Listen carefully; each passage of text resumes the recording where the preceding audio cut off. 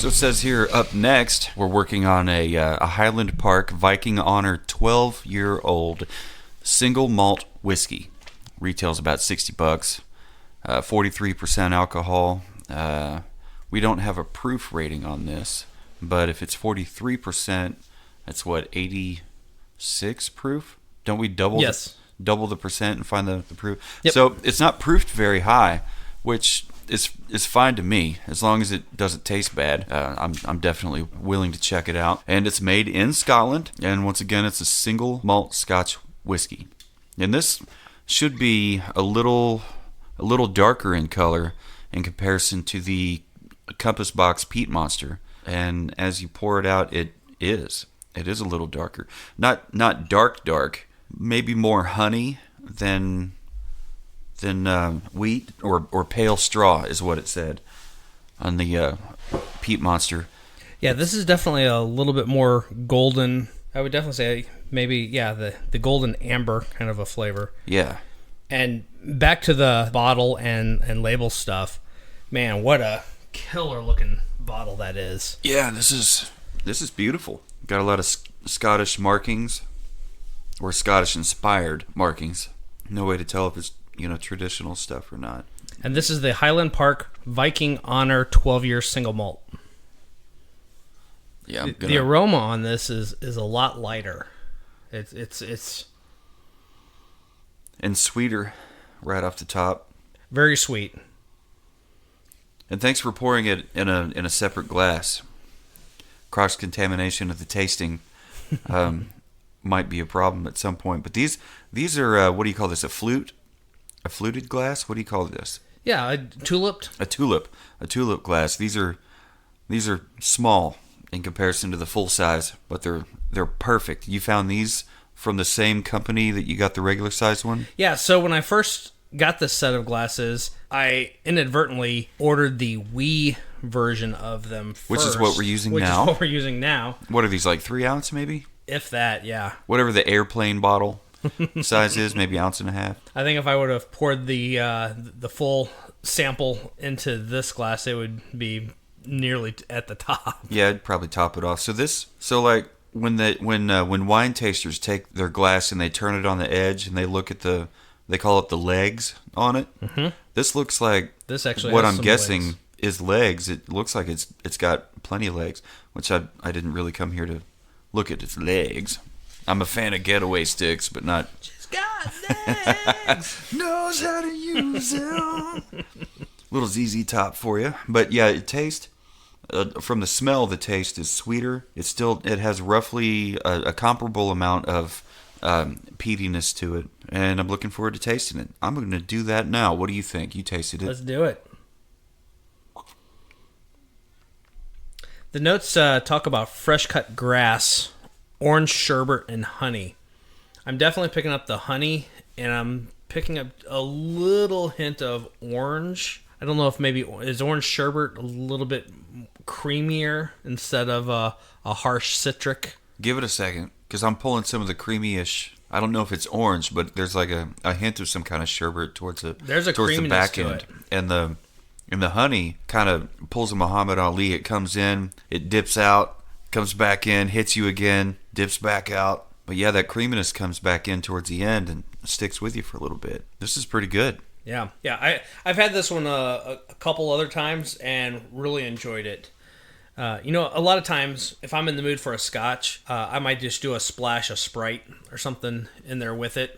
Okay. And I've done that with this one, and it's really, really good. And to me, whether it's just a splash of water or a splash of Sprite, it actually unlocks some of those flavor profiles. And I'm a fan of hitting it with a little bit of water, or what I like to do usually is I'll take my glass, I'll pour 2 fingers worth of depth into whatever glass, and I'll throw an ice cube in there, swirl it around until the ice cube is half melted, and then pull the ice cube out. That gives it, with 2 fingers worth of volume in a glass, it usually gives it just enough water to pull some of that heat, that burn, that we're supposed to be savoring in this podcast.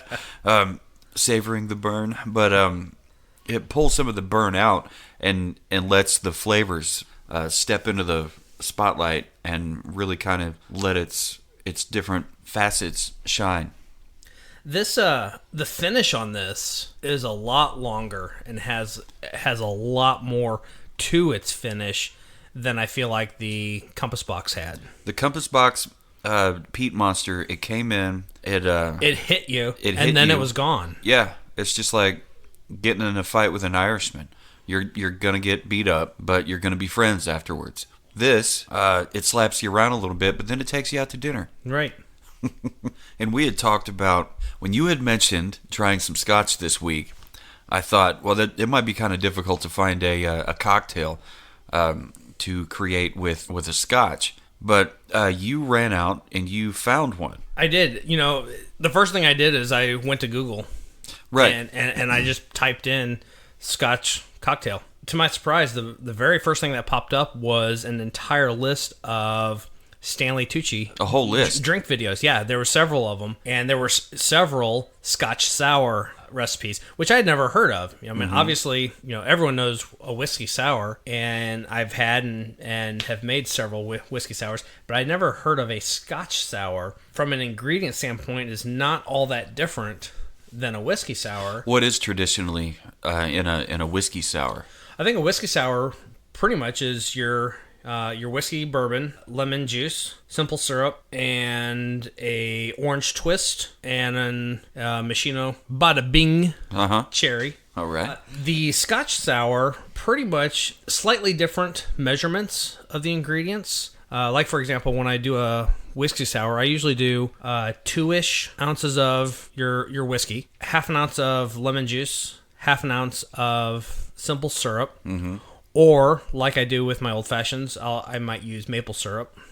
Okay. Shaken in a shaker, put the ice in the shaker, give it a good shake, pour it in the glass, and then use an orange twist or a dehydrated orange slice on top of it with your cherries. This is 3 ounces of your scotch. Oh, wow, 3. 1 ounce of lemon juice, 1 ounce of maple syrup. Specifically on this one, Stanley Tucci uses maple syrup and a lemon slice instead of orange. Okay. So it's kind of a double lemon. You got your lemon juice in the cocktail, and then you've garnished it with your lemon. Do you slice. squeeze the lemon? I always do. I always give it a little bit of a squeeze. Okay.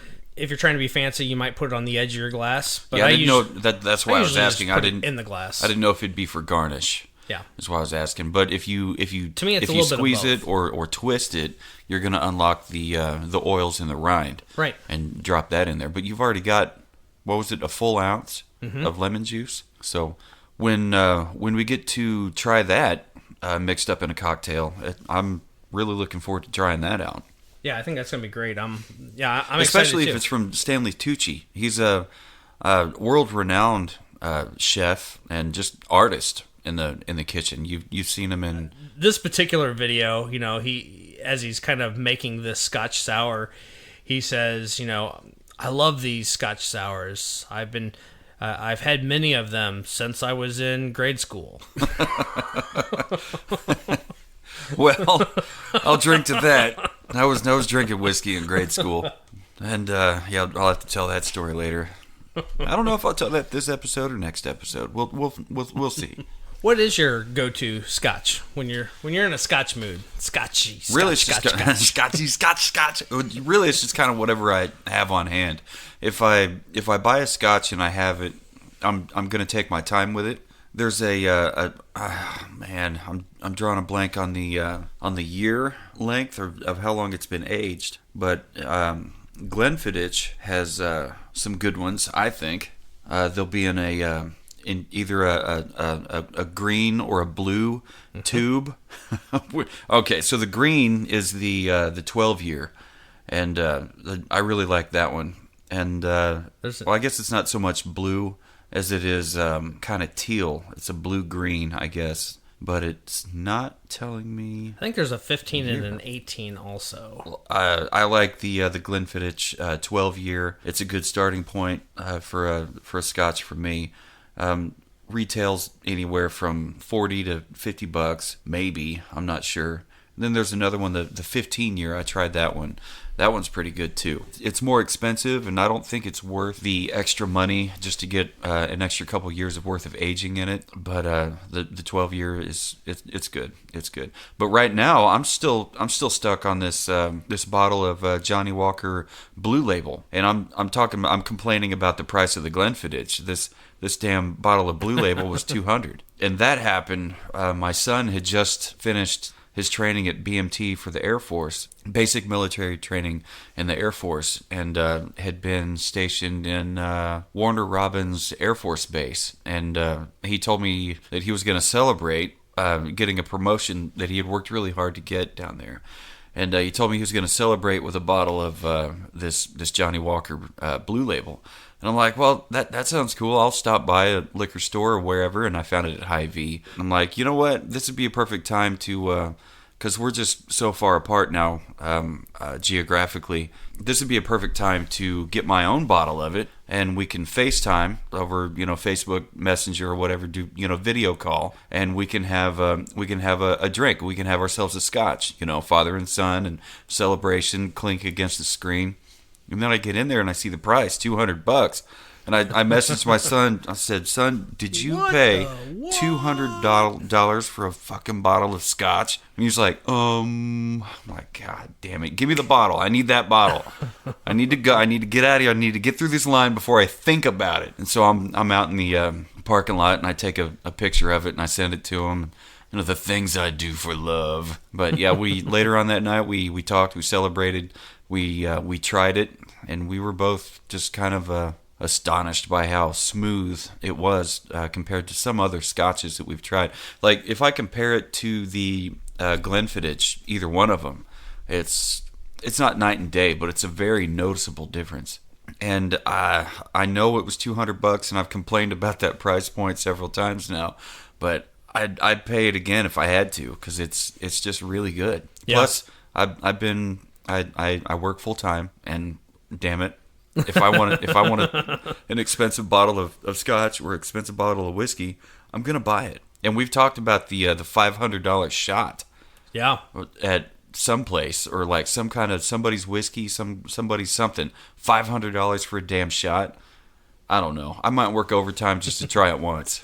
So before the pandemic kind of shut everything down, Katie and I used to go to Vegas nearly every summer, and we got into a really good routine of trying new things, all about the experiences. And so, don't laugh at me. This is kind of silly, but too late. So there's an app, a game on your phone that's tied into Facebook's got a version of it. It's the Vegas virtual slot machine type game, and you can play it for free, build up coins, build up points. And so many points, you can cash them out for various prizes and experiences in Vegas. Oh, wow. Vegas slots, that's what it's called. Okay. Huh. So anyway, there were a couple years that we did that. And a lot of times you just have to log on once every few hours, collect your coins, and just continue to just kind of play the slots, earn the points, etc. And then when you get so many points, you can cash them out for hotel rooms at the casinos. You can cash them out for airfare. You can cash them out for the shows that are on the Strip. Wow, that's really neat. And one of the things that I cashed some of mine out for was a whiskey tasting. And so I showed up at the casino that it was at, and sat down at the bar. The bartender came over, and I showed him what I had. And they gave me an option. I could do an Irish whiskey tasting. I could do a bourbon whiskey tasting. I could do all these things. And up to this point, I can honestly say I had tried, did not like scotches whatsoever. Mm-hmm. I decided I wanted to do a single malt flight. And I forget what all was specifically in the flight, but every time you do one of these kind of flights, they all step you from the one that you're not going to like all the way up into the really good stuff. Mm-hmm. And there were 6 of them. But fast forward, the final one that we had was the Oban 14. Okay. The 14-year Oban, which to this day is my absolute favorite scotch. Love Oban. And we were sitting there talking, and actually, right as we had got there, I look over at the bartender, And I kind of chuckled a little bit, and I looked at his name tag, and I said, "Is your name really Garth?" And he says, Why, yes, it is. And so I said, "Well, party on, Garth. I'm Wayne." And he laughed, and we kind of hit it off. And so he just stuck around, letting us have fun, have our space in that, but also was there to engage in conversation and had a lot to say about all the different tastings that we had. And so I get to this Oban, and I'm like, man, this is fantastic. Then the Oban 14, if you have not had the Oban 14, I highly, highly, highly recommend it. I have not. Just a fantastic scotch. But as we're talking about that, he turns around and looks up on the shelf, and he says, "Unfortunately, the flight you have in front of you does not include any points to the Oban 25. And he goes, "Because that is $250 a shot."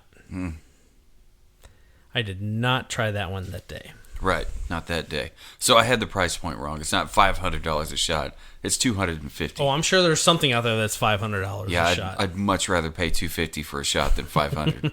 I'm pretty sure Pappy's is probably, some of the Pappy's are probably up there. Could be.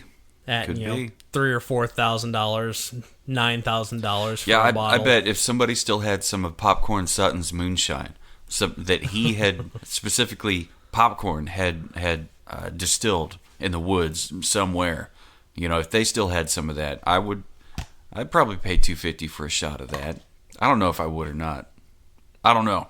Speculations. Yeah. Who knows? It's all about the moment, all about the context. Yeah, it's definitely the context. And you know what? Fuck it. Yeah, I would pay $250 for a shot of that, because I'm sure I would be down there. I'm not sure if his wife is still around, but I mean, maybe somebody in his family would have to be a part of it. People that knew him, whether it be some of the folks from that Moonshiner show, if you ever watched that.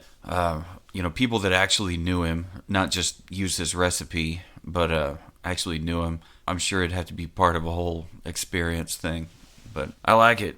I like the Highland Park Viking Honor 12-year-old Scotch. It's a beautiful bottle, a beautiful presentation. Would you call this it's not thin enough profile to be a flask style bottle? No, definitely not. But it's very beautiful presentation wise.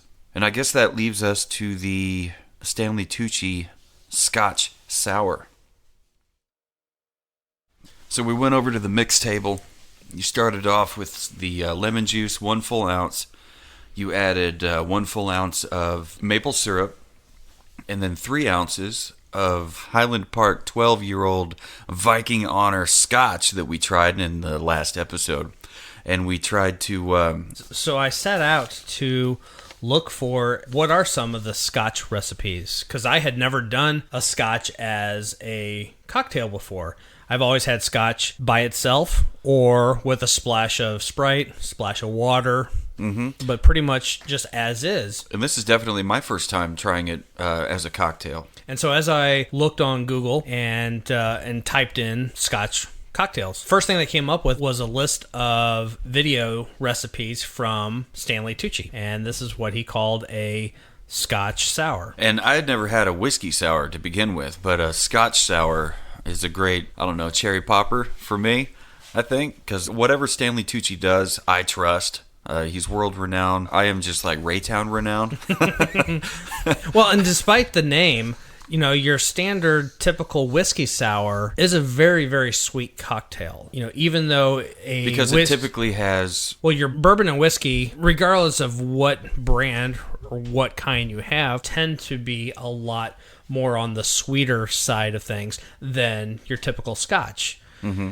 And you take that, you mix that with a simple syrup. Mm-hmm. There is a little bit of lemon juice in them. Traditionally, there's orange. Yep. Orange peel or orange slice or orange zest. A twist. Yeah. Something. But you also end up with a little bit less ratios of your ingredients. So like when I make a whiskey sour, I usually have a 2.5 ounce of your whiskey bourbon, and then I'll do a 1/2 ounce of lemon juice. I'll do a 1/2 ounce of simple syrup, or sometimes I'll do a maple syrup. And then you do your orange twist, orange slice. For garnish, do a squeeze on there, so you just get a little bit of that citrus zest in there as well.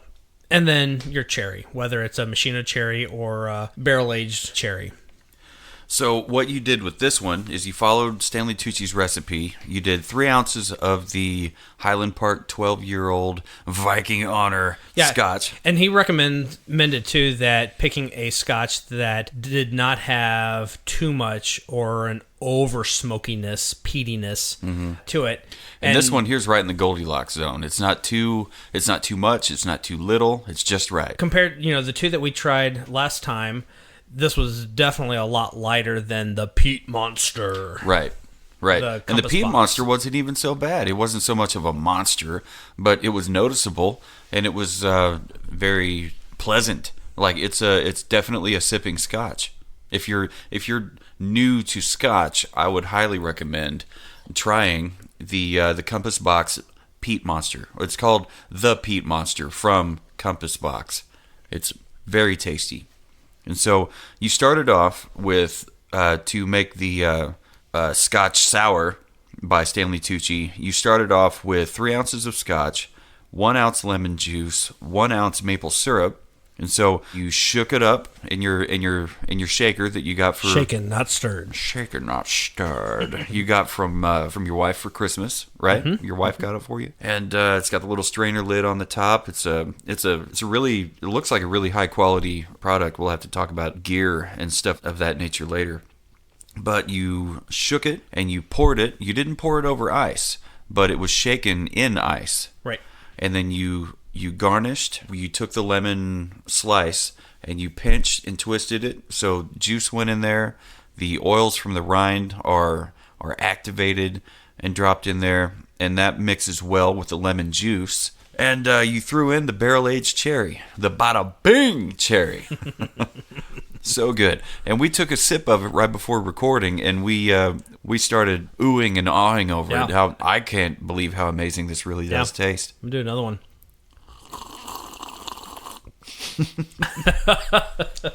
Probably shouldn't have done that. It's really good. That's so fantastic. Yeah, it's like drinking a really flavorful, really sweet lemonade next to a campfire. I was a little worried about the full ounce of maple syrup in there. If I was doing that for a whiskey sour, that would you'd pucker because it would be just so sugary and so sweet.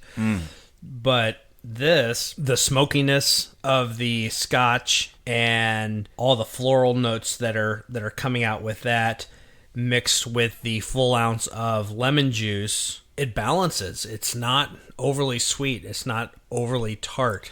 It's perfectly balanced. Yeah. Clearly, Mr. Tucci knows what the hell he's doing.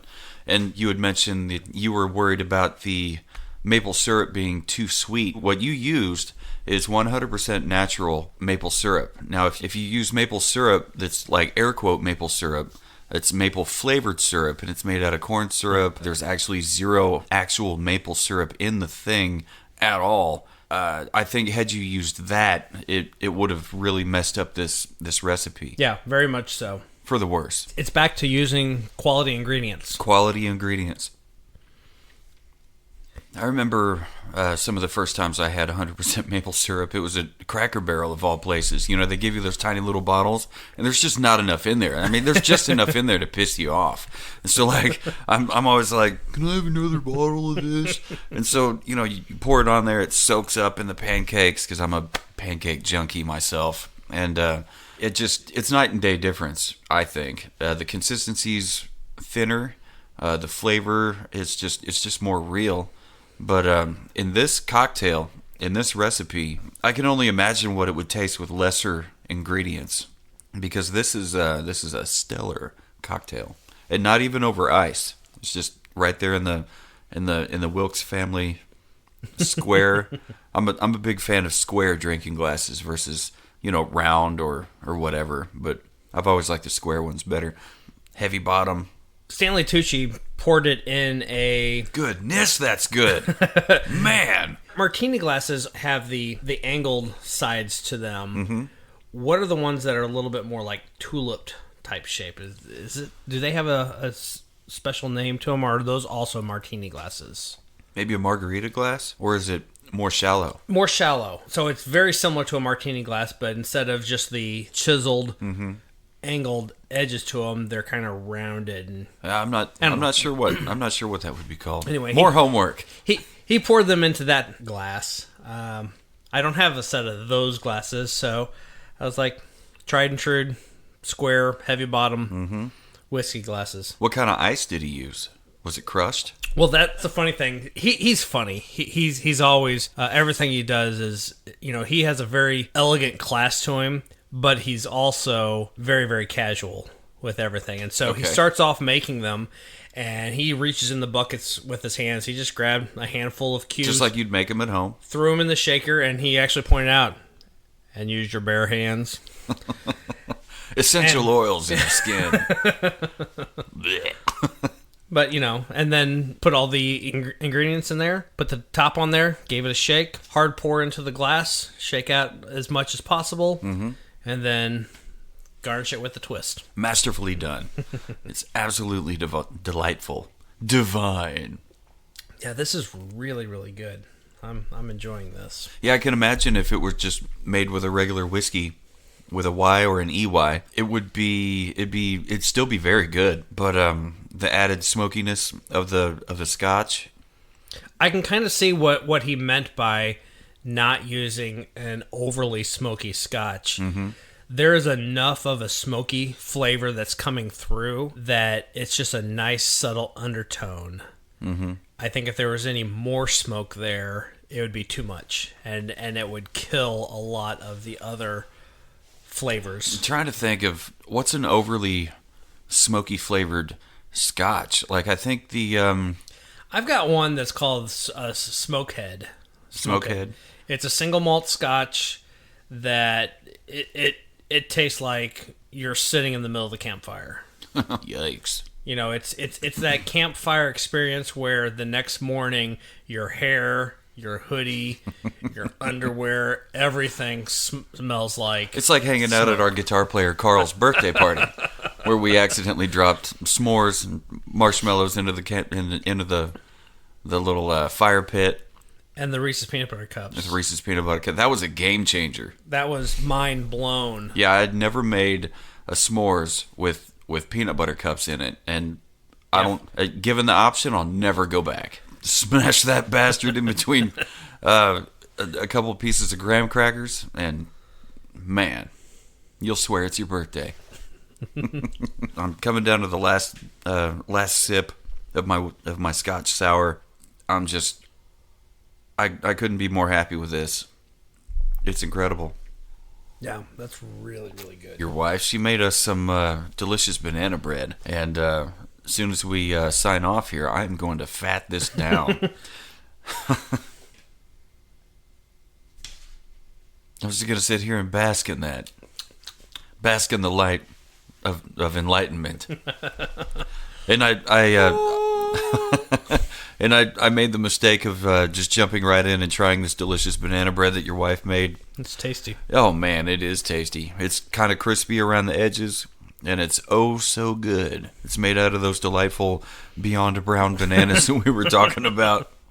It is some good banana bread. It is good. Definitely have to tell her thank you. I'm sure she's asleep by now. Definitely have to tell her thank you in the morning for me. I sure will. Because I won't be here. It'd be kind of weird if I'm the one telling her, good morning. Thank you for the banana bread. She'd be like, get the f*** out of my house! Wayne? You're weirdo singers in our house. Banana bread. I almost lost my headphones on that one. That was good. You guys are trying to sleep, and I'm just like, banana bread. Delicious. Nom, nom, nom. Yeah, that'd be enough to make me freak out. Either I'm running out of the house screaming, or I'm screaming at somebody to get the fuck out of my house.